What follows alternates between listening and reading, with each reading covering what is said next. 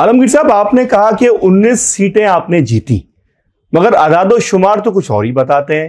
ये 19 सीटें आज किसी और के पास हैं, और ये 19 सीटें बकौल आपके कभी आपका हक हुआ करती थी, और 18 के इलेक्शंस में लोगों ने ये कहा कि उनकी सीटें छीन के आपकी झोली में डाल दी गई।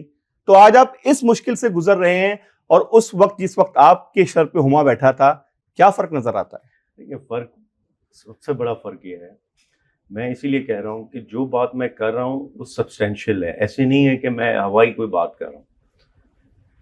2018 में जिस नशिस्त से इमरान खान इलेक्शन लड़े, मैं बाई इलेक्शन में, ज़िमनी इलेक्शन में उसी नशिस्त से मैंने इलेक्शन लड़ा। इमरान खान जीते, जो भी हारे थे, किसी एक ने ट्राइब्यूनल में चैलेंज किया,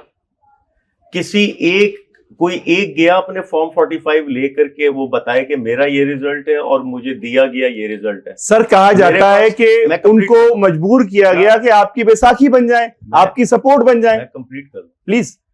कि आज 180 नशिस्तों की जमात को, हमारी अक्सरियत को अकलियत में यानी 90 सीटें देके, और वो तो छोड़ दें, ये तो अलग चीज है, मखसूस नशिस्तें जिसपे सुप्रीम कोर्ट का ऑर्डर हुआ है, फैसला हुआ है, वो नहीं दे रहे।